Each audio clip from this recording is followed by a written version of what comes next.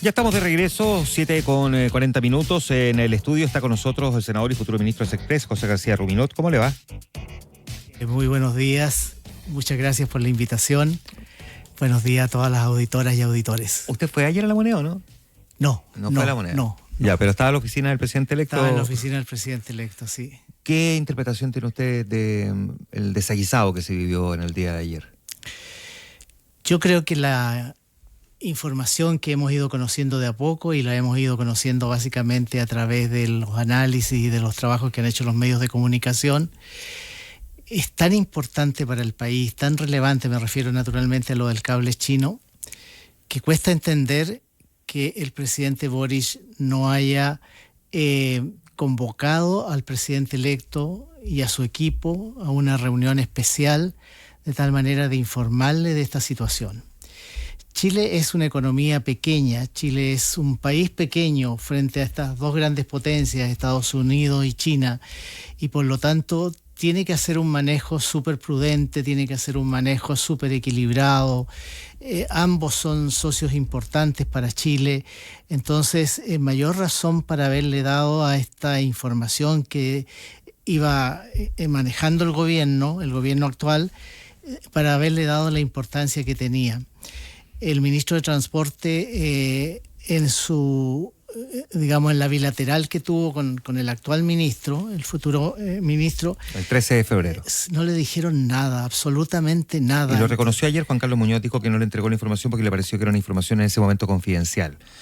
Pero mayor razón entonces para haber convocado a esta reunión, haber informado al presidente electo y por supuesto haber informado a quien en lo sectorial iba a tener que hacerse cargo de una situación como esta. Ahora, el presidente Gabriel Boric y la ministra vocera ayer y el ministro del Interior, o sea, me refiero a Camila Vallejo y Álvaro Elizalde respectivamente, dicen que una vez que se produjo la situación de las visas, ellos se enteraron el 20 de febrero, intentaron por varios medios tomar contacto con el presidente electo José Antonio Kast para informarle ya de que esto había escalado, ¿no?, a este nivel y que no recibieron respuesta. Dijo ayer José Antonio Kast que no contesta números desconocidos, pero ni la explicación del gobierno saliente ni del gobierno entrante como que deja satisfecho a cualquier ciudadano diciendo cómo es posible que un presidente y otro presidente no hayan podido comunicarse frente a un tema tan delicado.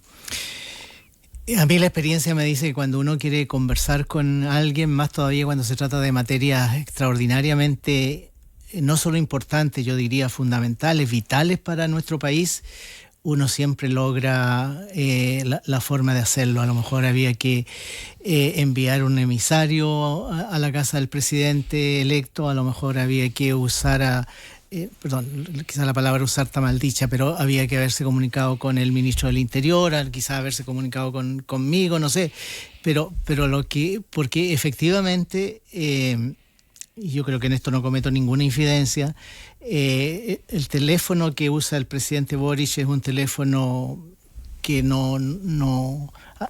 a todos nosotros nos aparece como teléfono desconocido, y naturalmente uno no contesta esos teléfonos, pero como digo, cuando uno quiere comunicarse con alguien y cuando más aún se trata para poder conversar y poder informar detalladamente materias tan relevantes para el país, yo creo que uno siempre encuentra la forma de hacerlo.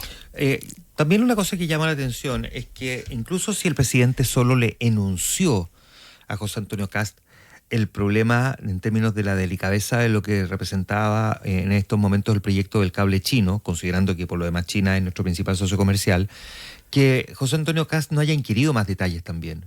La responsabilidad pareciera hoy día recaer en respecto de quien entregó la información. Yo creo que en eso no hay mucho espacio a la especulación y más allá de las posiciones ideológicas de quienes quieran defender a la izquierda, definitivamente aquí se debió haber entregado toda la información. Queda bastante claro por lo demás después de lo que ocurrió con la confesión ayer de Juan Carlos Muñoz, ¿no?, el ministro de Transportes, de que no le sinceró a su contraparte todos los antecedentes porque lo consideró información confidencial. Pero al mismo tiempo sí, incluso si el presidente Boric le enunció solamente a José Antonio Kast que aquí había un tema más o menos delicado, que José Antonio Kast no haya inquirido más detalles. ¿Sabemos si él pidió más detalle? Yo desconozco eso porque, claro, era una conversación privada entre ellos, pero sí quiero decir lo siguiente. Nosotros llevamos, el presidente electo, José Antonio Kast, está trabajando desde el día mismo que ganó la segunda vuelta y que la ganó de manera tan contundente. la cantidad de información que recibimos, Juan Manuel, es gigantesca. Yo, desde que él me nombró para integrar su gabinete en la Secretaría General de la Presidencia, también llevo trabajando ya prácticamente 2 meses en la OPE, en la oficina del presidente electo. Los días son bien intensos. Nosotros no estamos sentados esperando que llegue el 11 de marzo para asumir el gobierno. Tenemos agendas intensas, recibimos mucha información que no solo viene del gobierno, sino que también de organizaciones de la sociedad civil, en fin. Entonces es probable que cuando a ti te hacen una enumeración de materias y no, la más importante o la primera que te dicen no es la que evidentemente es más fundamental para el país, uno a lo mejor no le da en ese minuto la trascendencia que tiene. Yo creo que aquí ameritaba de que la llamada hubiese sido especialmente y prácticamente únicamente por lo que era la situación del cable chino. Si yo creo que todo lo que ha venido ocurriendo después demuestra, yo lo veo así, la liviandad con que el gobierno del presidente Boric tomó esta materia. Yo pienso que él no le tomó el peso, pienso que probablemente no escuchó a sus asesores, no escuchó a sus ministros, porque de otra manera no se explica que se haya actuado con tanta displicencia, que se haya actuado con tanta liviandad. Yo objetivamente lo veo así. Yo creo que era tan importante lo que había que transmitir y la información que había que entregar detalladamente, que no hacerlo, yo no encuentro otra explicación. No, tiene otra explicación, pero no hay nada más que usted que concluya que simplemente se trata de una cuestión de frivolidad en términos de la, digamos, de la valoración del episodio, ¿o cree que eventualmente se intentó minimizar la gravedad del hecho? Porque eso es distinto. Una cosa es no haber dimensionado la importancia y otra es haberlo intentado minimizar. Es probable que no se haya tomado debida conciencia en su minuto de la gravedad y de las consecuencias que esto podía traer. Es probable que la intencionalidad de minimizarlo no haya estado presente en el primer minuto, pero los hechos siguientes fueron demostrando la gravedad que tenía, la importancia que tenía para un país como el nuestro, en que además China es nuestro principal socio comercial y que todos nosotros podemos dar fe de que cada vez que hay situaciones con China, el embajador es muy activo, las empresas chinas son muy activas, hacen presente, hacen valer sus intereses. Entonces era evidente que esto iba a traer iba a traer cola, como decimos, ¿no? Iba a traer una situación complicada para nuestro país. Ya, el presidente electo ayer planteó también otro tema. Esto ya no tiene que ver solo con la disputa sobre si se le informó o se le enunció, sino que es un cúmulo de otras cosas. Es el déficit fiscal más abultado del que el gobierno calculó y sinceró luego de que se conocieron las cifras a comienzos de año. Es que el traspaso de la información en los distintos ministerios no ha estado del todo, digamos, transparente como al menos el gobierno entrante quisiera, y también la famosa polémica por los amarres. Es una suma de cosas, entonces, ¿no es cierto? Es una suma de cosas, efectivamente. Yo creo que el tema del déficit fiscal fue algo que nos impactó a todos. Nosotros sabíamos que los números no eran buenos, pero nunca nos imaginamos que íbamos a terminar con un 2,8% de déficit efectivo y un 3,6% de déficit de mediano plazo. Eso realmente nos impactó sobremanera, porque eso cambia completamente cómo enfrentamos sobre todo este primer año de gobierno desde el punto de vista fiscal. A eso, Juan Manuel, hay que agregarle por lo menos 2 situaciones que a mi juicio han agravado el tema fiscal. En primer lugar, la aprobación del reajuste del sector público, que el propio gobierno definió que tiene un déficit de $800 millones, porque el reajuste cuesta más o menos $1.600 millones, de los cuales 800 estaban provisionados, o sea, efectivamente estaban en la ley de presupuesto 2026, pero los otros 800 no estaban, y por lo tanto va a haber que buscar dónde se recorta gasto para poder financiar el reajuste. O sea, tenemos otros $800 millones que hay que salir a buscarlos para poder financiar el reajuste. El reajuste ya es ley de la República, de tal manera de que simplemente hay que cumplir. Segundo tema, digamos, que agrava la situación fiscal es que tenemos que hacer frente a la reconstrucción tanto en Ñuble como en la región del Biobío. Tenemos más o menos 4.000 viviendas dañadas, la gran mayoría de ellos completamente destruidas. Por lo tanto, también ahí va a haber que hacer otro esfuerzo fiscal bastante grande. Entonces, son los desafíos con los que vamos a enfrentar la situación fiscal, y uno hubiese esperado que finalmente se hubiese reconocido lo que tantas veces dijimos. Porque además nosotros veníamos de haber discutido la ley de presupuesto. Nosotros dijimos, oiga, el año 2025 los ingresos estuvieron sobreestimados. Que no nos vaya a ocurrir lo mismo el 2026. Ya el Consejo Fiscal Autónomo ha dicho de que es bien probable que los ingresos del 2026 también estén sobreestimados.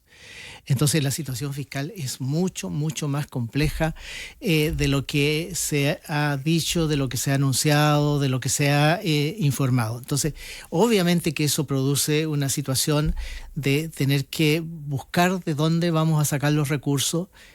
El equilibrio de las cuentas fiscales es algo muy importante, porque finalmente también tiene que ver con cómo califican a nuestro país desde el punto de vista del riesgo y desde el punto de vista de la tasa de interés.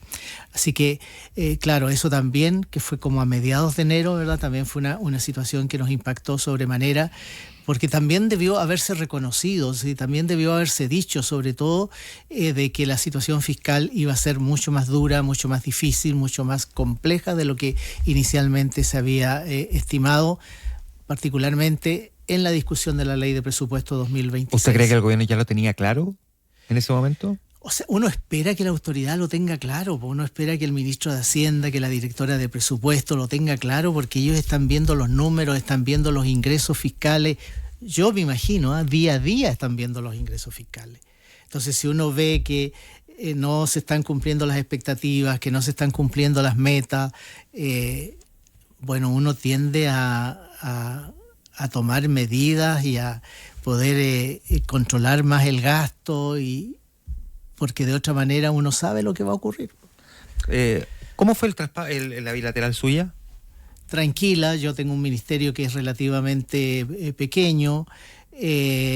Nosotros básicamente es nuestra relación con el Parlamento, en la agenda legislativa.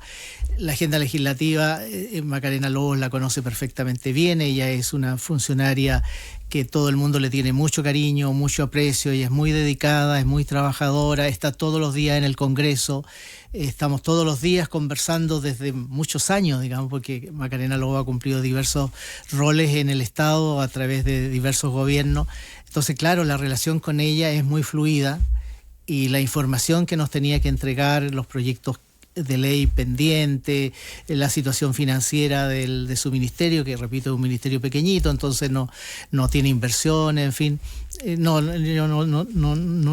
no podría hacerle ningún cargo, sería muy injusto. Fue una reunión, o sea, en su caso, de unos 3 horas y después se fueron desarrollando otras reuniones ya más de detalle. En su caso, ¿sí siente que le traspasó toda la información? Sí, es que por lo demás, Juan Manuel, la información que en gran medida yo ya conocía porque me ayudó mucho la presidencia del Senado. Yo ahí me reunía todos los días lunes con Macarena Lobos y íbamos revisando la agenda legislativa.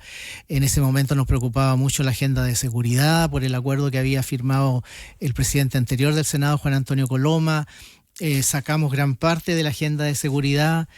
Trabajamos muy bien. Entonces, gran parte de la información que ella me tenía que traspasar en lo más relevante, que era la agenda legislativa, son materias que tanto ella como yo conocíamos bastante al detalle. ¿Cree usted que después de lo que ocurrió en el día de ayer ya no hay ninguna posibilidad de avanzar en materia legislativa de aquí a que termine el periodo, el 11 de marzo? El Senado, Juan Manuel, tiene hoy su última jornada legislativa.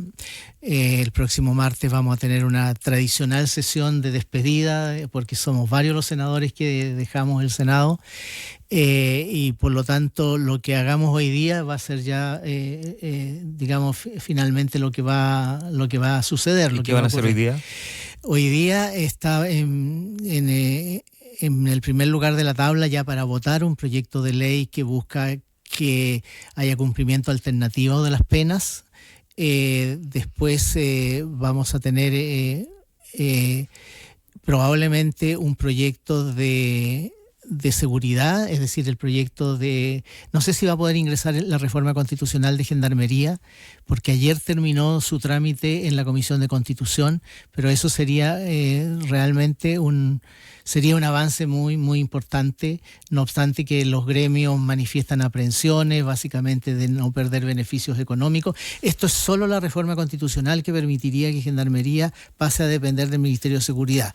Después vamos a tener que tener la ley orgánica que va a regular todo, y naturalmente yo entiendo perfectamente las inquietudes que ellos tienen respecto de sus derechos laborales, que no se van a afectar bajo ningún punto de vista. Senador, hay quienes anticipan que después de la manera en que se produjo este quiebre en el día de ayer, probablemente el futuro gobierno se encuentre con una izquierda que pasa a ser oposición, que, digamos, se va a parapetar en una trinchera un poco más combativa.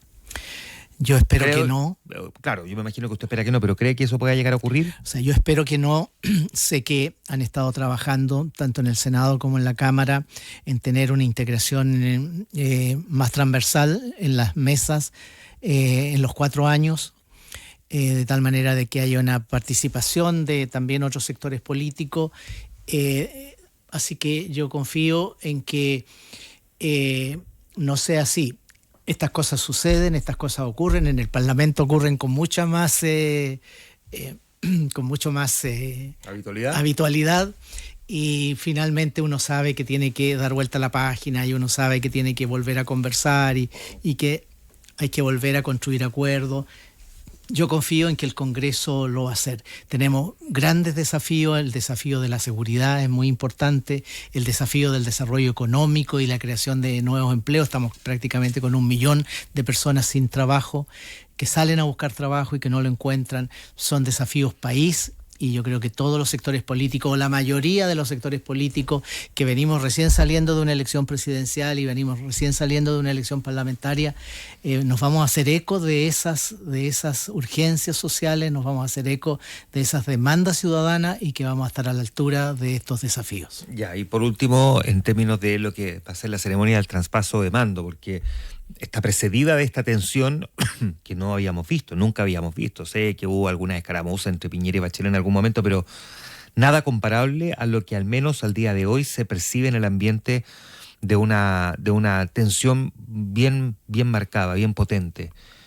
¿Puede de alguna manera, cree usted, eso contaminar el traspaso de mando, la ceremonia del miércoles de la próxima semana? Yo espero que la ceremonia sea, como ha sido siempre, una ceremonia republicana. Por supuesto, los partidarios del presidente Boric lo van a aplaudir mucho, y está bien que así sea, y nosotros vamos a aplaudir mucho y le vamos a entregar mucha energía y mucho ánimo al presidente electo José Antonio Kast, pero más allá de eso, espero que no haya ningún tipo de escaramuza. Yo confío plenamente en que al interior del Salón de Honor del Congreso Nacional la ceremonia sea completamente republicana. Yo creo que así va a ser. ¿Usted, por último, cree que ya no hay vuelta atrás en términos de retomar las bilaterales? Es que, Juan Manuel, ni siquiera es un tema de voluntad. Nosotros estamos con agendas muy, muy intensas. Yo de aquí me voy a una reunión que tenemos con todos los ministros. Esa reunión está prevista que termine aproximadamente 16 horas. Entre medio tengo que irme a Valparaíso porque tenemos esta sesión legislativa que es la última de este periodo legislativo, y estamos con actividades todos los días muy, muy intensas. Estamos entrevistando gente todavía para formar nuestros equipos, estamos escuchando a distintas organizaciones de la sociedad civil. Pero igual estaban puestos en la agenda, se habían más de 30 reuniones que estaban coordinadas y que se suspendieron. Digo, si ya se habían hecho el espacio, ¿usted cree que eso ya no se va a retomar? Es que es bien probable que esos espacios ya se van inmediatamente ocupando con otras urgencias de reuniones. Entonces yo creo que va a ser difícil. Yo no descarto nada, pero va a ser bastante difícil en realidad de que la mayoría de esas bilaterales al menos vayan a poder producirse. Además, yo entiendo de que en general las bilaterales con los ministros ya la gran mayoría de ellos se cumplieron en el mes de febrero, hubo muchas, y así que yo creo que en general información tenemos.